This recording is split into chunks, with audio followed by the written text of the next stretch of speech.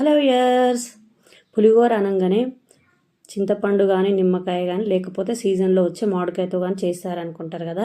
But ఇది మాత్రం మనం ఒకసారి చేసి పెట్టుకుంటే 1 year వరకు నిల్వ ఉంచుకోవచ్చు, ఫ్రిడ్జ్లో స్టోర్ చేసుకోకుండా. సో ప్రాసెస్ కూడా చాలా ఈజీగా ఉంటుంది, టేస్టీగా ఉంటుంది. ఫుల్ వీడియో కోసం నేను కమెంట్ బాక్స్లో లింక్ పిన్ చేస్తా, మీరు క్లిక్ చేసి చూడండి. ప్రాసెస్ ఎంతో చాలా ఈజీగా ఉంటుంది. దీన్ని తింటే ఇష్టపడని వారంటూ ఎవరు ఉండరు.